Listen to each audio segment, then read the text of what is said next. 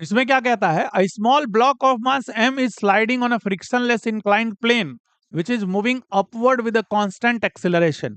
If the block remains at a level height, then acceleration of the plane is. So the question is, ये inclined plane है और ये frictionless है और ये ऊपर जा रहा है किसी एक्सेलरेशन से a, जो कि हमें फाइंड करना है। इस ब्लॉक के बारे में इंफॉर्मेशन दी है कि ये ब्लॉक जो है सेम हॉरिजॉन्टल लेवल में रहता है। इट मींस वर्टिकल डायरेक्शन में इसकी वेलोसिटी या फिर एक्सेलरेशन क्या है, जीरो है इस ब्लॉक का। और ध्यान रखना इस इंक्लाइन प्लेन का हॉरिजॉन्टल डायरेक्शन में क्या है, जीरो है। इतनी इंफॉर्मेशन अपने पास है और आपको इस इंक्लाइन प्लेन का एक्सेलरेशन फाइंड करना है। आइए इस क्वेश्चन को पहले सिंपल तरीके से कर लेते हैं जल्दी से।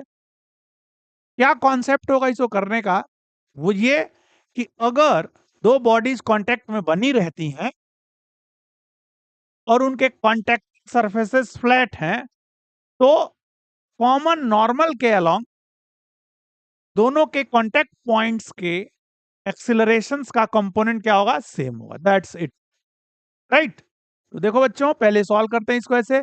अब देखो इस ब्लॉक का एक्सेलरेशन हम हॉरिजॉन्टल डायरेक्शन में से ए डैश एज्यूम कर लेते हैं। ए डैश एज्यूम कर लो, ठीक है, मान लेते हैं। अब एक बात बताओ, इस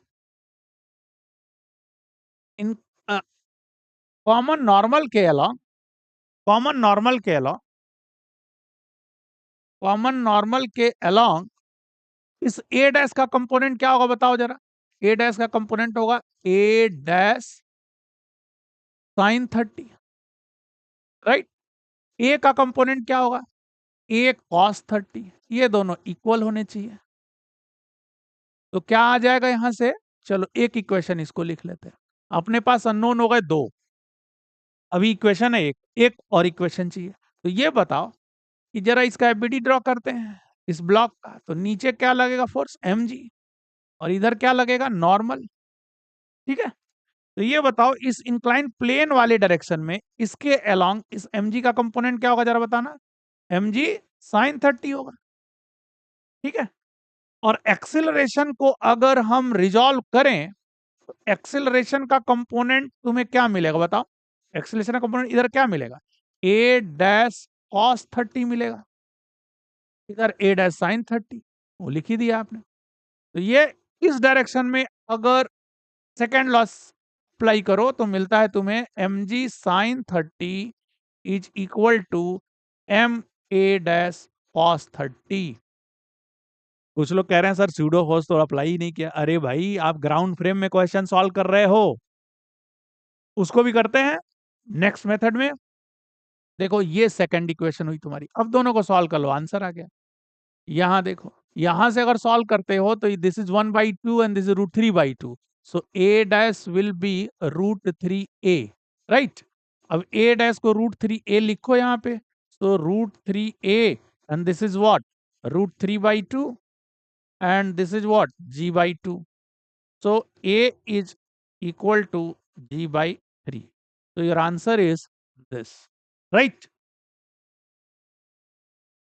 अब चलो नेक्स्ट मेथड देखते हैं कि अगर मान लो इसी क्वेश्चन को हम सॉल्व करते हैं इस इसमें देखो ये थोड़ा लेंदी लगेगा तुम्हें, लेकिन अब मन में आ गया है तो कर लो, बिकॉज आप फिजिक्स डोमिनेटर कोर्स में हैं, यानी आप एडवांस के लिए सोच रहे हैं, तो यहां सोचना ज्यादा है आपको और लिखना कम है।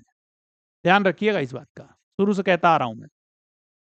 तो ये क्या है, 30 डिग्री दिया है, ये आपका ब्लॉक है, इसका एक्सेलरेशन ऊपर की तरफ ए था, इसी के रेस्पेक्ट में हम ब्लॉक के मोशन को एनालाइज करते हैं। तो ब्लॉक का एक्सेलरेशन, अच्छा एक बात बताओ, पहले इसका एक्सेलरेशन ऊपर की तरफ ए दिया है जो कि हमें मतलब फाइंड करना है, और इसका एक्सेलरेशन इधर हम ए डैश एज्यूम कर ले रहे हैं इस मेथड में भी, दिस सेकंड मेथड। तो वी आर स्टार्टिंग फ्रॉम बिल्कुल beginning scratch, okay. So this is, अब ये बताओ इसके रेस्पेक्ट में इसका एक्सेलरेशन इधर की तरफ ए हो जाएगा और इधर की तरफ क्या रहेगा, ए डैश रहेगा। ये तो सबको समझ में आ रहा है, ओके। अब बच्चों ये बताओ, अगर मैं इसका एबीडी ड्रॉ करता हूं तो बताओ यहां क्या लगेगा, mg। और क्या लगेगा, बेशक सही सोच रहे हो, स्यूडो फोर्स। इधर क्या लगेगा बच्चों, normal force, and that's it. Friction तो है नहीं, तो ये फोर्सेस अप्लाई होंगे इस ब्लॉक के ऊपर। अब एक बात बताओ, अगर मैं न्यूटन सेकंड लॉ अप्लाई करना चाहूं तो मेरी इक्वेशन बनती है mg plus M A, mg plus M A minus, mind you minus what, n cos 30, minus n cos 30 is equal to what, m into A. This one equation. और ये vertical direction है, horizontal direction में क्या हो जाएगा बच्चों, n sin 30 इस n का इधर वाला component n sin 30, right.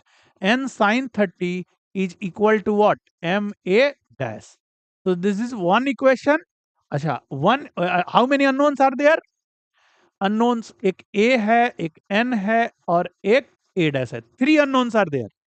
So we will be needing three equations. So the third equation will come from कि भाई ये जो inclined plane है जिसके रेस्पेक्ट में ब्लॉक का मोशन आप एनालाइज कर रहे हैं, क्या आप एग्री करते हैं कि इस कॉमन नॉर्मल के अलोंग इस ब्लॉक का जो एक्सेलरेशन है वो जीरो होगा? आप कहेंगे बिल्कुल सर। तो फिर लिख दीजिए a dash what, a dash sine 30 minus a cos 30 and this a cos 30 is equal to what, zero. So this is your third equation, 1 2 3। यहां से देखो बच्चों, ए डैश अगेन आपका क्या आ गया, this a root 3/2, this 1/2, so again आ गया रूट 3a। ओके, अब इस ए डैश को यहां पुट करोगे आप, कहां पे, यहां पे, तो आपको n मिल जाएगा।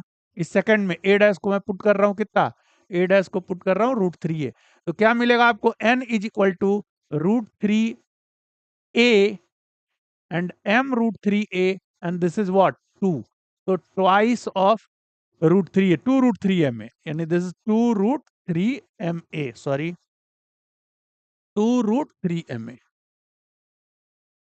ये n की वैल्यू आ गई, यहां पुट कर दो, वहां पुट करोगे तुम्हें मिलेगा mg plus ma minus 2 root 3ma, and cos 30 is what, root 3/2, and that is equal to ma again। सो बच्चों ये एम ए कैंसिल हो गया और यहां से तुम्हारा आ गया ये 3a। So 3ma is equal to mg, and this way you get the same result, a is equal to g/3। so this is, in this method we have observed, we have analyzed the question from which frame, from the frame of inclined plane, right। ये देख लीजिए आपका। चलिए अब next question पे चलते हैं। Next question is,